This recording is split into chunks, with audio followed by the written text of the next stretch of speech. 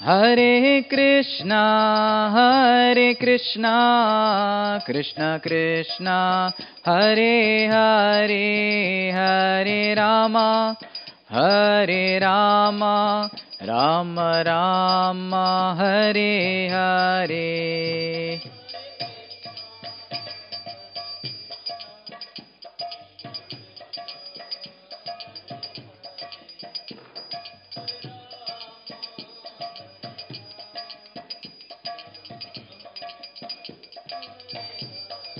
Jayo Radha Vrindavan Bihari, Radha Vrindavan Bihari Radhe.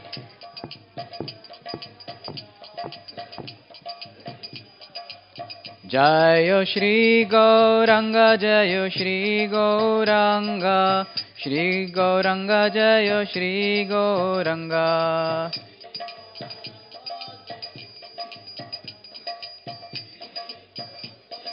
Jayo Jayo Prabhupada, Prabhupada, Prabhupada Jai Jai Prabhupada.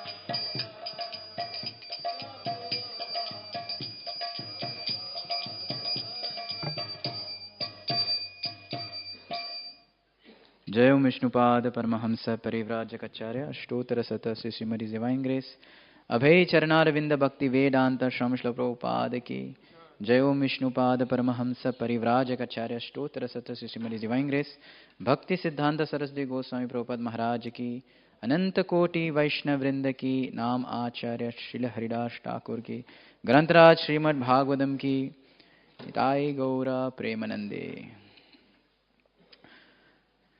Om Namo Bhagavate Vasudevaya.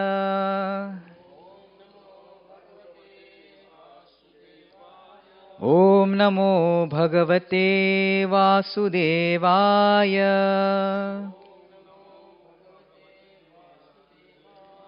Om Namo Bhagavate Vasudevaya.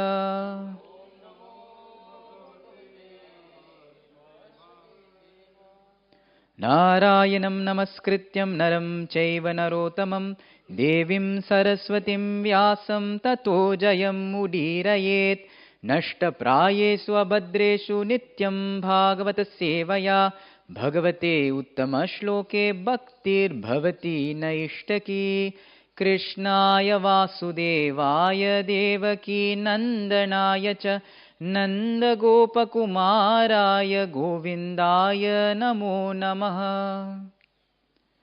Reading from Srimad Bhagavatam, 5th Canto, Chapter 18, Text 28.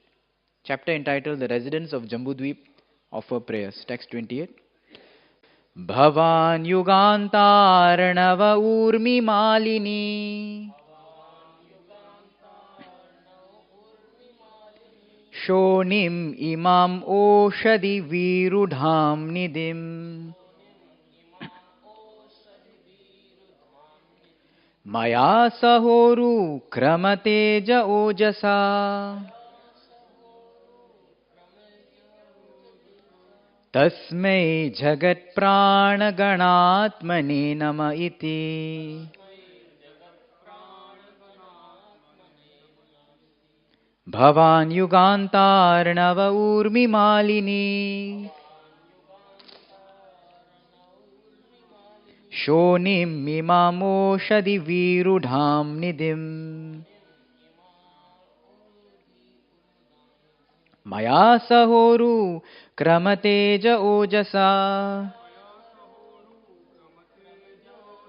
Tasmai Jagat Pranaganatmane Nama Iti Bhavan Yugantarnava Urmi Malini Shonim Imamoshadi Virudham Nidim Maya Sahoru Kramateja Ojasa Tasmai Jagat Pranaganatmani Nama Iti.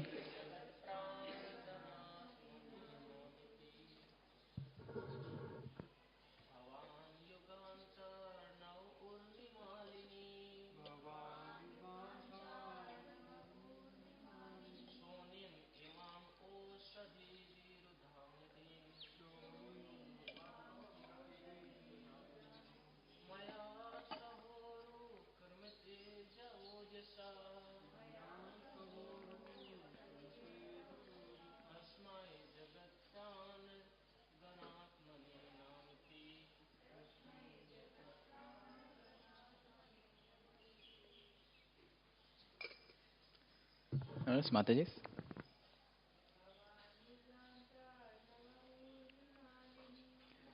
Bhavan Yugantar Nava Urmi Malini Shonim Imamosha Divirudham Nidhim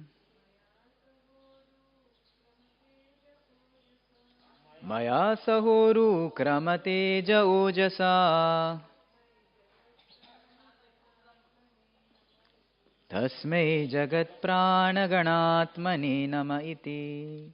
What translation? Bhavan, your lordship, Yuga Anta Arnave,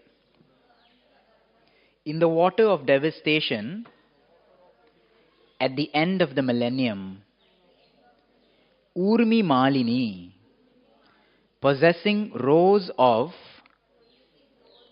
big waves, Shonim, the planet Earth, Imam, this, Oshadi Virudham, of all kinds of herbs and drugs, Nidhim, the storehouse, Maya, me, Saha, with, Uru, great, Kramate, you roamed, Aja, O unborn one, Ojasa, with great speed, Tasmai, unto him, Jagat, of the universe, Prana Gana Atmane, the ultimate source of life. Namaha, my respectful obeisances. Iti, thus. Translation and purport by His Divine Grace A.C. Bhaktivedanta Swami Srila Prabhupada Ki. Translation. O Almighty Lord, at the end of the millennium, this planet Earth, which is the source of all kinds of herbs, drugs and trees, was inundated by water and drowned beneath the devastating waves. At that time, you protected me along with the earth and roamed the sea with great speed. O unborn one, you are the actual maintainer of the entire universal creation, and therefore, you are the cause of all living entities. I offer my respectful obeisances unto you. Purport. Envious persons cannot appreciate how wonderfully the Lord creates, maintains, and annihilates the universe. But devotees of the Lord can understand this perfectly well. Devotees can see how the Lord is acting behind the wonderful workings of material nature. In Bhagavad Gita 9.10, the Lord says, Mayadhyakshena prakriti suyate sacharacharam hetunanena kaunteya jagat viparivartate. This material nature is working under my direction, O son of Kunti, and is producing all moving and unmoving beings. By its rule, this manifestation is created and annihilated again and again. All the wonderful transformations of natures are happening under the superintendence of the Supreme Personality of Godhead. Envious persons cannot see this, but a devotee, even though very humble and even if uneducated, knows that behind all activities of nature is the supreme hand of the Supreme Being. Om Ajnana Timirandhasya Jnananjana Shalakaya Chakshurunmilitam Yena Tasmai Shri Gurave Namaha. Nama Om Vishnu Padhaya Krishna Prishtaya Bhutale Shrimate Bhakti Vedanta Swami Niti Namine. Namaste Saraswati Deve Gauravani Pracharine Nirvishesha Shunyavadi Paschatya Deshatarine. Jai Shri Krishna Chaitanya Prabhu Nityananda Shri Advaita Gadadhara Shrivasadi Gaura Bhakta Vrinda. Hare Krishna Krishna Krishna Hare Hare Hare Rama Rama Rama Hare Hare. Mukam karoti vachalam pangum langayate girim yat kripatamaham vande Shri Guru Dinatarinam Paramananda Madhavam Shri Chaitanya Ishwaram. Hare Krishna. So I'd like to welcome all the devotees for today morning's Srimad Bhagavatam class. I seek the blessings of all the assembled devotees to speak something on Srimad Bhagavatam. So today's verse is the last verse of the prayers by Swayambhu Manu to Matsya Avatara. So for today's class, I thought of three sections. Before we begin, we will look at the background of the section that we are seeing. And then we can discuss something about the Urmi Malini, the heavy waves, tossing waves. How Matsya Avatar and, Vaivashta Manu, the boat being saved, as well as we being in this material world. Second point. And the third point, we can discuss a little about Matsya Avatar from various different angles. So first, let us look at the background. These are the prayers of the residents of Jambu Dweep, and each Dweepa, there is a representative, a main personality who's praying to a main Lord. So we are currently at the 5th Varsha. Okay. First we saw Ilavrata Varsha, where Lord Shiva is praying to Shankarshana. Then we saw Bhadrashva Varsha, where Bhadrashrava is praying to Haya Shirsha or Hayagriva. In Hari Varsha, Prahlad was praying to Narasimha. And in Ketumala Varsha, Lakshmi was praying to Kamadev or Pradyumna. And in this Ramyaka Varsha, Vaivashta Manu is praying to Matsyadev. So the sequence of all these prayers are very similar. There will be an invocation mantra and then 2-3 verses of glorification, and then they move on to the next Varsha. So these recent verses on this Matsya Avatar section, which began from day before yesterday, His Grace Hari Gopal Prabhu spoke. That verse 26 spoke about how the Lord is the surreal controller, okay, where He's controlling all different kind of devatas. Jai Shri Shri Radha Vrindavan Bihari Bhagavan Ki Shri Gauranga Mahaprabhu Krishna Prabhupada Ki Jai. Text 27, which was yesterday's verse, spoke about how the Lord is the real maintainer. And today's verse, the theme is how the Lord is the real protector. So in 3 verses, they glorify Matsya Dev for being the real controller, the real maintainer, and the real protector. So like we heard 2 days ago from His Grace Hari Gopal Prabhu, how this pastime had happened in Chakshusha Manvantara, which is the 6th millennium, and this king Satyavrata, later he became the son of the sun god, Vivaswan, which is this millennium, the 7th millennium, the 7th Manu, and he is now called, because he is the son of Vivaswan, his name is now called Vaivasvata Manu. So this is Satyavrat Raja only. In all incarnations, the Lord gives protection and knowledge to His devotees. So we see even in the Hayagriva incarnation, the Lord saved the Shastras, He killed the demons. Even in this Matsya Avatar, He would save the Shastras. Very nicely, Hari Gopal Prabhu had mentioned about this pastime, especially quoting from the 8th canto, 24th chapter, which talks about Matsya Avatar. So this is a little background to this verse, what we are looking at, why this Matsya Avatar prayers comes, and especially him being the real protector.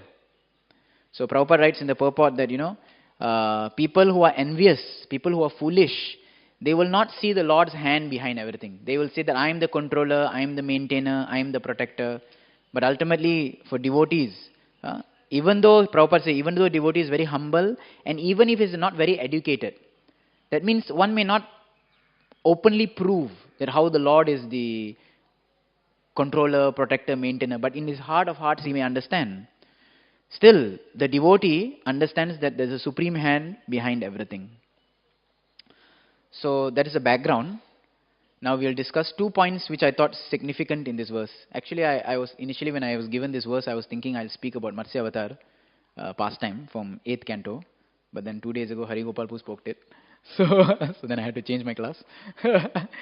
So I thought we'll discuss something about 2 points from this verse. One is the Urmi Malini, which I found very significant, the devastating waves of the ocean.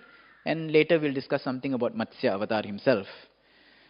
So the material world is compared to an ocean, just like here it's mentioned how, Matsya Dev came and helped the devotee through the devastating oceans. So Urmi Malini, that means very great waves. Okay, Urmi generally means waves. Here Malini can mean rows, this kind of things, rows of big waves. So the material world is compared to this, and the Lord came and saved devotees and saved the planet Earth. So the jiva in the material world is also compared to an ocean. It is called Samsara Sagara. And when I read this part about Urmi Malini, I remembered some verses from Mukundamala Stotra. Around 3 verses, text 11, text 12 and text 13, where Kulashekar describes in very graphic detail how the living entity is drowning in this material ocean and why, and at the same time, what is his salvation. So if you look at the Chakshusha Manvantara, when there was an inundation, there was a flood, we saw how Matsya Avatara had come and he had saved the devotees using a boat, right, which was tied to his horn, and he guided them, he saved them. So similarly, the jivas in this material world are also suffering in the ocean. But what is our boat? What is our boat? So Kulashekara gives what is the boat. So this is text 11, 12 and 13 of Mukunda Mala Stotra. Beautiful verses, very graphic detail about these waves of this material world. So I'll just recite them. Bhavajaladi gatanam dvandavata hatanam sutaduhitr kalatratrana baraditanam Vishama Vishayatoye Majjatam Aplavanam Bhavati Sharanam Eko Vishnu Poto Naranam. He says Bhavajaladi Gatanam. A person is suffering in this Bhavajala, in these waters of the ocean of material world, and they are being hit left, right, center, up, down by the winds, Dvanda, by the winds of duality. So why is the material world compared to an ocean? We see the ocean, there's waves. Sometimes we go up, sometimes we go down. Material world is like that. When we go up, we feel, oh, I'm saved. And then, we come down. So amazingly, many people even like, ocean spots, sea spots. Right? There's surfing, there's boating. But precarious, it's a very precarious situation because huge ocean, huge mass of water, and you're just a small ship, just a small boat. And many times huge waves come, which are like walls. And it's like actually a wall collapsing and crushing a person when one is in a boat. It's a very precarious situation, yet still in this precarious situation, some people find a little excitement in it, especially those who do surfing. They find some excitement in it. So the material world is so dangerous, in the sense material world is so much troubling, but still the Jivatma finds some excitement in it. So he's saying that we are being beaten, slapped, kicked, struck by the winds. Okay, in the ocean, a person is disturbed by winds. Anyone who has done sailing, my uncle is a Navy officer, so he would share. So in the ocean, right, the winds are very detrimental. The winds change the course of the ship. They hit you left, right, center. It's very dangerous. So similarly, in the material world, what are the winds? The winds are this dvanda, material dualities.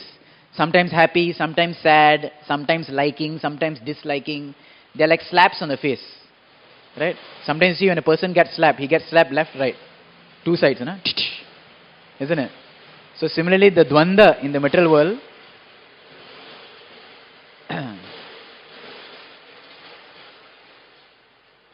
right? They hit you left, right, center. But the Jivatma is still trying to conquer this ocean. Why? He wants to Suta Duhitir Kalatra Trana Bharaditanam. He wants to save his children, sons, Sutta. He wants to save his Duhitir. He wants to save his daughters. He wants to save his Kalatra. He wants to save his wives. So in trying to save his family members, although he himself is drowning, it's a bhara, it's a burden, okay, that comes on him. Vishama Vishaya Toye, and this ocean is compared to an ocean of sense gratification. Majjatam means completely immersed, drowning. Aplavanam, he does not have anything to support him. He is without a vessel. Plava means boat. Aplava means no boat. So this is the situation of the jiva. He himself is struggling, being struck left, right, center with the waves of duality, and with all, with all pride, he is trying to save others while he himself is drowning. So then Kulashekar Maharaj says, I only see one boat which will come to your salvation. Bhavati Sharanam Eko Vishnu Poto Naranam. Vishnu Potaha means the boat of Vishnu. Only that boat of Vishnu can save you from this material world. Right? So that is our how you say, like Satyavrat or Vaivashta Manu had his boat. So our boat in the material world is Vishnu Potah.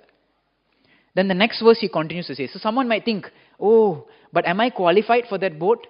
That Vishnu boat? What is the ticket price for that boat? How long will it take? Does that boat have lifeboats? Someone may think, oh, I understand, I'm in a precarious situation, boat is coming for me, but am I qualified for it? I don't think I'm qualified for it. So next verse, Kulashekara Maharaj again explains. He says, Bhavajaladi magadham dustaram nistareyam. Don't think that without the boat you can survive. Bhavajaladim agadham. Agad. It is phantomless. It is beyond your conception, this ocean. Don't think that if I don't take this boat, maybe I can swim myself to the shore. Bhavajaladim agadham dustaram. You cannot cross it. Nistareyam. You will not cross it. Okay?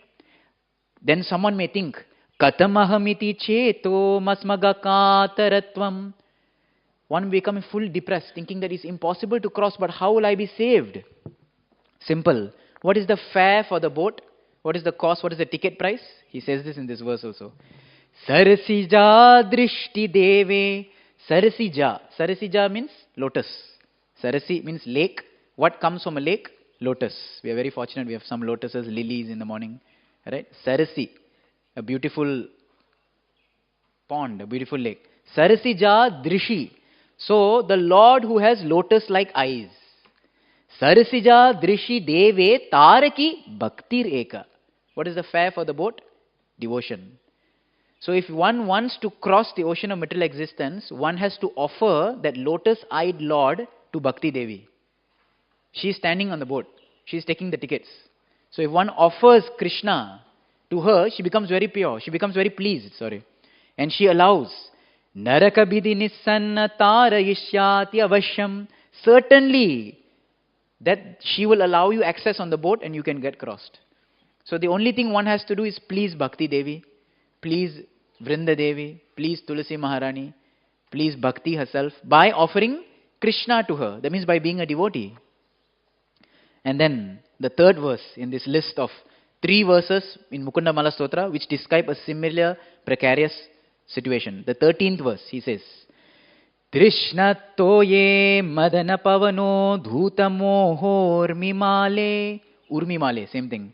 Dharavarte tanaya sahaja graha sanga kulecha samsara ke mahati jaladau majjatam nastridhaman padamboje varada bhavato bhakti navam prayaccha.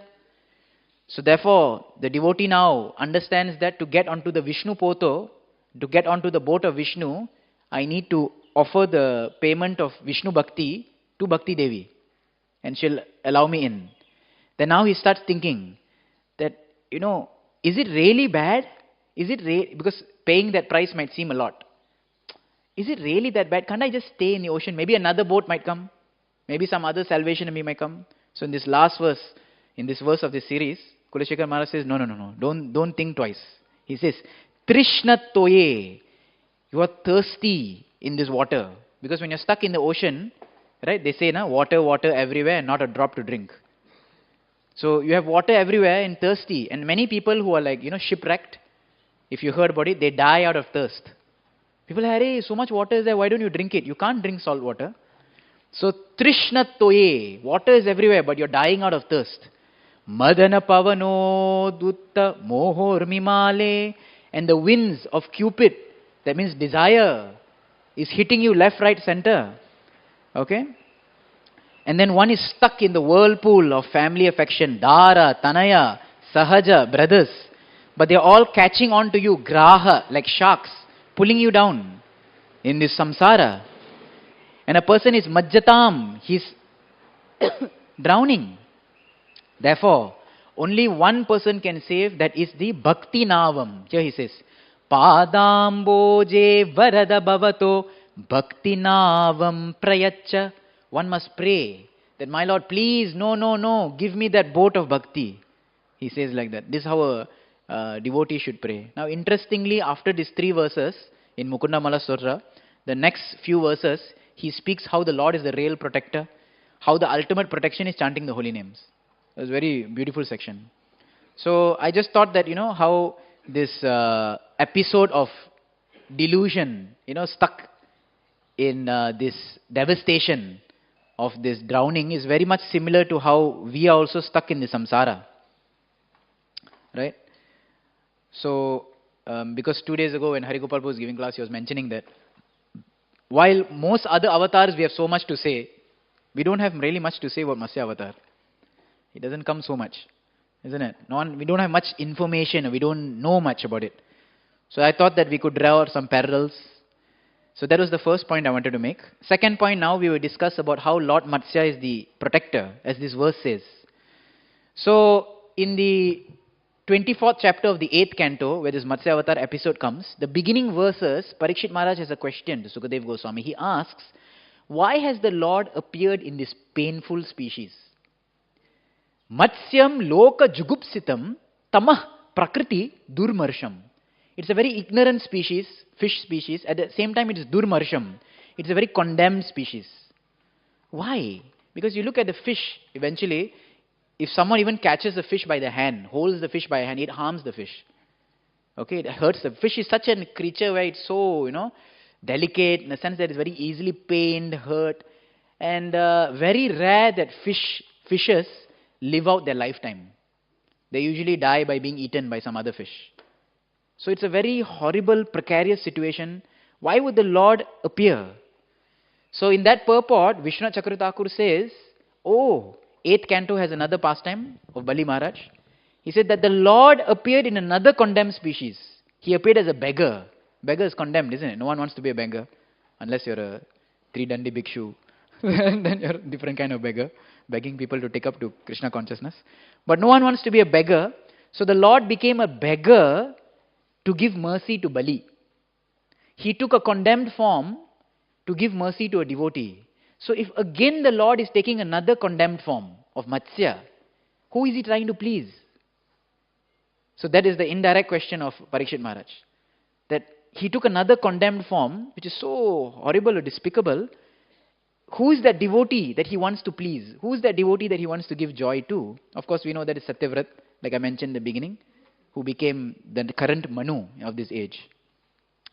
So let's look at some facts about Matsya. I call it the Matsya facts, fish facts. Okay. So I heard yesterday from our Murlidhar Gopal bro, who's hearing online, that Matsya Avatar appeared in Kartik month.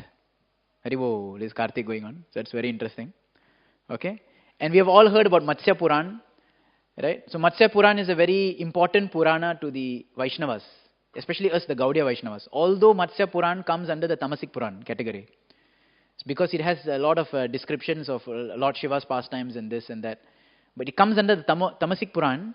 But it's very significant to us because if you see the Acharya's books, they would always quote the authenticity of Bhagavatam from Matsya Puran. Because Matsya Puran is the oldest of all Puranas.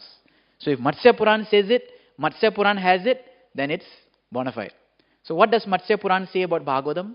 Matsya Puran says that there is a Purana called Bhagavatam in which there are many narrations and spiritual instructions. It begins with the Gayatri Mantra and it has the glorification of the history of Vritrasur. So that shows that yes, this Bhagavatam that we are studying, right? It begins Om Namo Bhagavate Vasudevaya Dhimahi. It ends with the Gayatri, right? And it has narrations of Vritrasur. So from this, Acharyas quote this verse to say that how Matsya Puran is actually giving authority to Srimad Bhagavatam. So for us it's very interesting. What else? Let's see some Matsya facts. So two things we shared. Matsya appear in Kartik and Matsya Puran being very significant to it. Third thing, if we read a lot of Mahabharata or Ramayana or maybe even Krishna book, we'll see that when Krishna and Balram, they travel throughout India in different places, they come to different provinces. And one province it's called Kuru Jungle, another province is called this name, that name, across North India, somewhere these places. There is one province called Matsya. So I was thinking, where is it? Because I read this in Mahabharata, and then Krishna book also we are reading, and Balram goes across different provinces, and he comes across the province of Matsya. So in the 10th canto of Srimad Bhagavatam, in one word-to-word translation, they give the name, they give the location of this Matsya province. It is Jaipur. Jaipur and Alwar. Okay, our Madhu Prabhu is from Alwar, his family. So Jaipur and Alwar, which is near to Vrindavan, between Rajasthan and Vrindavan, that area is called Matsya province. Okay, then there is Matsya Tirtha, which Lord Chaitanya Mahaprabhu, he traveled. So that is in southern India, in the Malabar, northern Kerala district, Matsya Tirtha. And we see also how this episode of Matsya Avatar, saving or guiding Satyavrat, has a lot of parallels with the Abrahamic tradition, especially it is found in the Jewish tradition. It is first found in the Torah, and then a little differences of description which is found in the Holy Bible, and then later it's found a little more differences in the Quran. So they called him as Noah or Nuh, right? From us we say that he was Now means boat. So they say Noah or Nuh. And they have a lot of, you can say, because I have not read Matsya Puran has the most details about this whole episode. Bhagavatam also doesn't give so much. But Matsya Puran is the most detailed. I have not read any translation of it. But if we've seen the Jewish version or the biblical version, or even the Quranic version, they give a lot of details into this. This comes in the first chapter of creation? I think creation. Of the Old Testament. So they mentioned that how two of every species came in. There's a 3-deck layer of the ark, that boat, and how they all lived for 1 year. People ask a question that everyone is in the boat for 1 year. Did not the population increase? So they've mentioned that they kept everyone separate. That's mentioned in all 3 books, even in the Quran. They kept them separate for 1 year, right? But all 3 of these Abrahamic traditions, they have 3 different understanding. The Jews, they'll say that now currently the ark is stuck in one mountain, right? And the Muslims, they say that it's stuck in another mountain in Iraq. So they say like that. What is the Vedas version? So in Lagu Bhagavatamrit is a little technical. Brihat Bhagavatamrit is enjoying. It is story. Lagu, although it's Lagu, right? It should be the other way around. Brihat should be the heavy one. But Lagu Bhagavatamrit gives, it's very technical because it's all, tattvas. Chapters after chapters of tattvas. Part 1, this tattva, that tattva, and this description, so much details. So in one description describing the Leela avatars, when they speak about Matsya avatar, there it is mentioned that this Matsya Dev, he had tied the boat to the peak of the Himalayas, and then he disappeared. Interesting, huh? So when I read that, I remembered, hey, the Quran and the Bible also mentions a similar thing. They'll give some name of the mountains, I don't remember. And in the early years, I remember, I think it's in the 1800s, or probably some archaeologists, they have actually tried to discover and say that, look, this is actually the site where Noah's Ark, okay, later it was dismissed. But anyway, it's mentioned like that, that he brought the boat with his horn and tied it at the pinnacle of the Himalayas, and then Matsya disappeared. It is not mentioned how long they stayed. It is just mentioned that the people in the boat remained until the water subsided, and a period which is similar to Satya Yuga had begun. So how long, I'm not sure, in that boat. But at least the Sapta Rishis were there, these Rishis were there. And even in the Abrahamic version, they had the 7 sages, the 7 wise men. They were also on the boat. So a lot of parallels, very similar. I remember reading some Srila Prabhupada conversations also. And I think it was Tamal Krishna Maharaj who was drawing parallels to, like, this is very similar to their tradition of this Noah's Ark. So Matsya Avatar has always been very interesting in that respect. So speaking about Lagu Bhagavatamrit, there is one more interesting Matsya fact, okay, besides this parallel. They give a list of 25 Leela avatars in Lagu Bhagavatamrit, 25 Leela avatars. And after mentioning these 25 Leela avatars, they call them that they are also known as Kalpa avatars, because they appear every once in a day of Brahma. All this avatars. Okay, the avatars we know, Kurma, Varaha and all. But they also mention that some of them have extra appearances. Like we know, Varaha Dev appeared twice. Right? And it is said that Matsya appears at the end of every Manvantara. That means Matsya appears 14 times. I was like, whoa. So Varaha Dev appeared twice, Kalpa is a day of Brahma. Brahma has 1 month, 30 days. The names are given.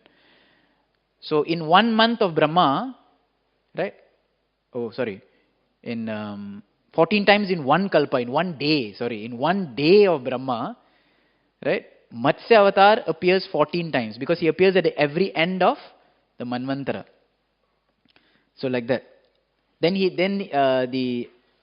I think the commentary was Baladev Vidyabhushan. He mentions that Kurma also appeared twice, Vamana appeared 3 times. So if you go to South India, the Divya Deshams, right? In the Divya Deshams, you will find of all the Divya Deshams, there are 3 Vamana temples in South India. One of it in Kerala.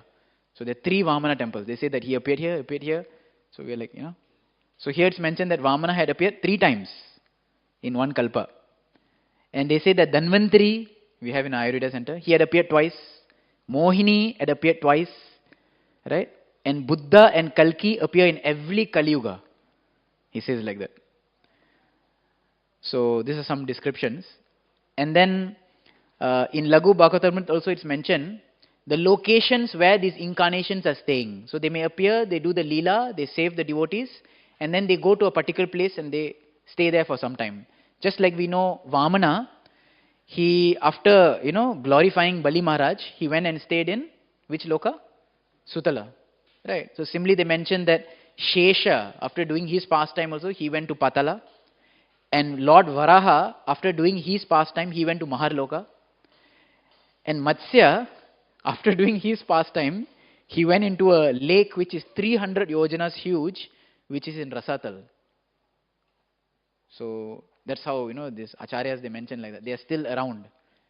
So it's very amazing how the Lord's mercy is that, he always appears again and again to save the Vedas, to save the devotees, and to save everyone. So although we may not know so much about the details of Matsya avatar, we don't see any Matsya, so much temples. I remember one temple in Kerala where it's known as a Matsya temple. People go to feed the fish, right, near the river. So we don't know so much, but actually we can see that there's many details that are given about this incarnation of the Lord. And another point on this Matsya pastime is that many people, when they pray in Srimad Bhagavatam, they do take reference of Lord Matsyadev. Because just like Kurma and Varaha and Narasimha, Lord Matsya also came to save Vedic Shastras. At the same time, he came to save the devotees. If we look in that 8th canto, 24th chapter, there's a prayer which Satyavrat or Vaivashta Manu prays to Matsya.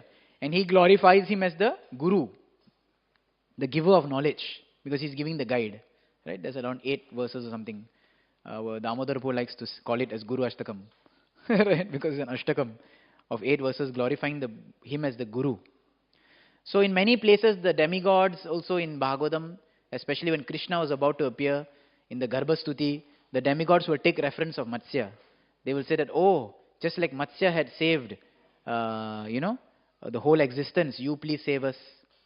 Akrura, when he met the Lord also, he also started to reference and pray to the Lord, right, taking the name of Matsya.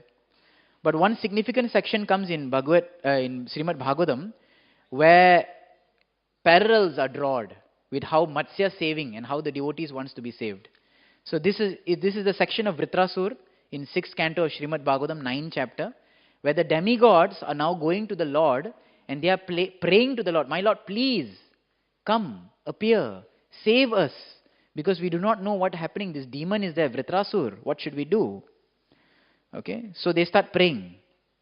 They say, the Manu named King Satyavrat formally saved himself by tying the small boat of the entire world to the horn of Matsya avatar, the fish incarnation.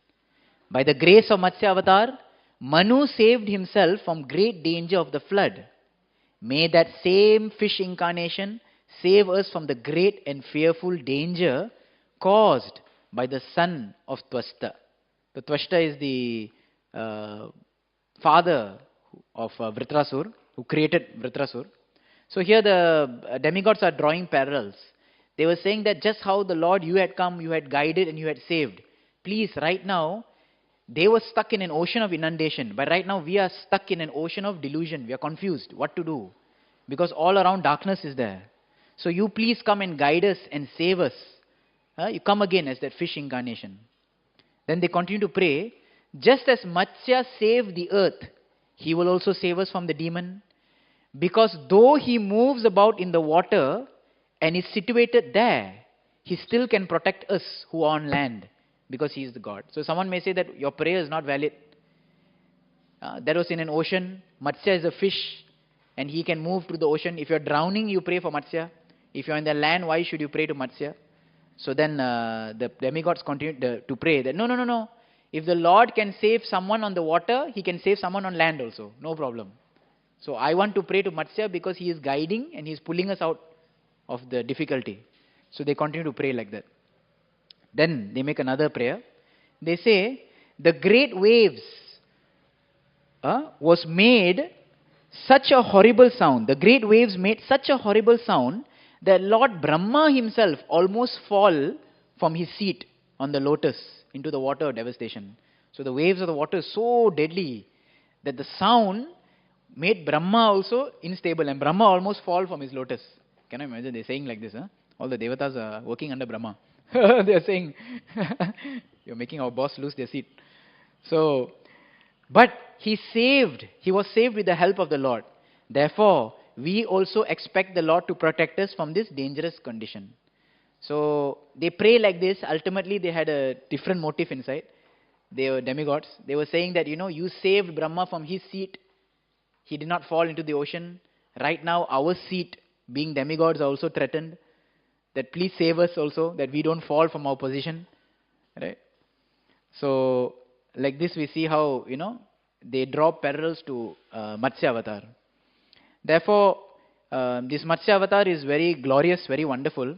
And although, yes, many times he may not be the first choice for us to pray to because of lack of knowledge. But we do see, or maybe lack of relevance, because we don't imagine a fish saving, isn't it? Fish is a species which gets caught, which gets stuck themselves. They are not someone to save someone else. If you think about Kurma, there's stability. If you think about Varaha, they're quite a vigorous and powerful creature themselves, right? Anyone has been chased by a wild boar, you'll understand. Right? But a fish, so one cannot think like that. But Matsya does the pastime of saving the Vedas, speaking the Vedas, guiding and removing from this ocean. So therefore, if we think about it, prayer to Matsya Avatar can be done when we draw parallel with our own life. Like in the beginning, we discussed how we are all stuck in this material ocean. So therefore, like this purport, Prabhupada writes, envious people cannot appreciate how the Lord is creating, maintaining, and annihilating. So we all aspire to be non-envious by chanting Hare Krishna and practicing bhakti. And the most important thing is that we should try to see how the Lord's hand is there behind everything. To the degree that we can actually see and appreciate how the Lord has his hand in creating, maintaining, annihilating, and more importantly, how the Lord is very much relatable in my life. To that degree, we can actually take shelter of the Lord. So this is not just a pastime to just go by, but we can, draw parallels with our own life and try to take inspiration from it. So I'll just sum up what we saw. So in the beginning, we discussed about this verse. We first discussed about the background of this verse, where we have seen so far up to the 5 varshas of prayers, who the great personality praying to which Lord. And then we discussed how this is Vaivashta Manu. He was actually the last Manu, Manvantara. He was Satyavrat Raja, who later became the son of Vivaswan, sun god, and is called Vaivasvata. We also saw how these 3 verses, which is glorifying Matsya in this 5th canto, 18th chapter, text 26, text 27, text 28, speak about how the Lord is the supreme controller, supreme maintainer, and supreme protector.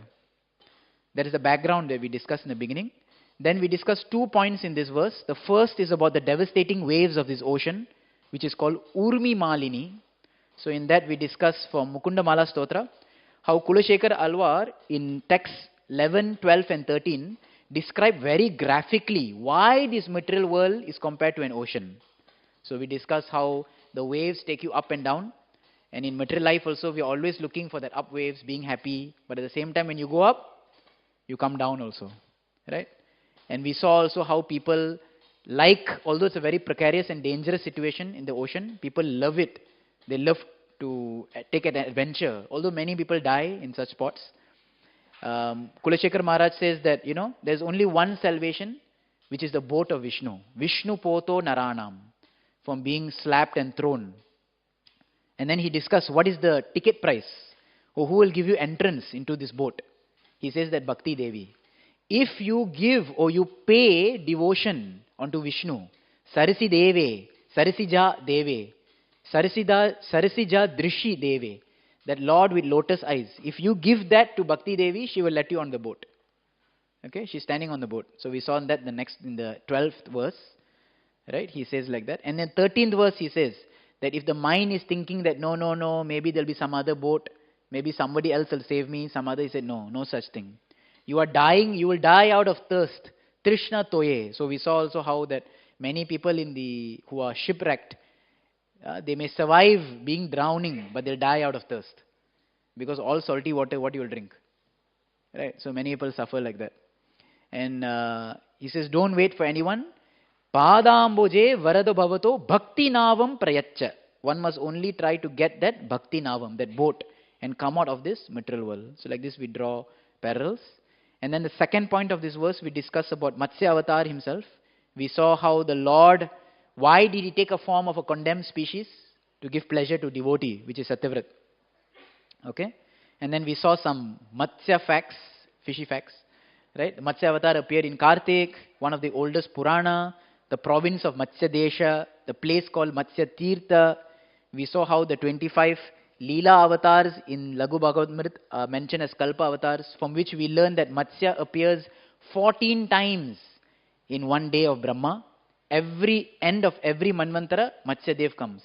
Okay, he's the avatar with the highest appearance, most cameo roles, right? And then we saw also from Laghu Bhagavatam how Matsya, all the avatars have a place of residence between their pastimes. And Matsya is staying in a lake which is 300 yojanas large in Rasatal. And then we also saw how different personalities are praying and drawing parallels to their life. We saw specifically the demigods praying to the Lord from the pastime of Vritrasur, where he will say that, my Lord, just like you had saved Satyavrat before, please also save us from this great and fearful danger. And please give us protection, although you are a water species, but you can also protect us on land. Therefore, we also can pray. We may not be in water, but we can also pray. And especially they say that you please, just like you had protected, the waters are so dangerous that Brahma was going to fall. You protected Brahma's seat. So please protect our seat also, our position, our condition. So like that we saw. And one more detail we saw was that how when we draw parallel to the Abrahamic scriptures about Noah's ark, we also saw that in our scripture also it's mentioned how Matsya had tied the boat to the tip of the Himalayas. So with like that, I like to end the class today. Thank you all very much for your kind and patient listening.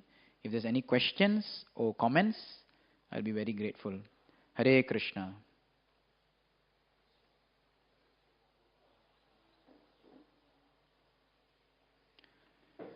ग्रंथराज Shrimad Bhagavatam की, श्रील प्रभुपाद की जय. हरे कृष्ण.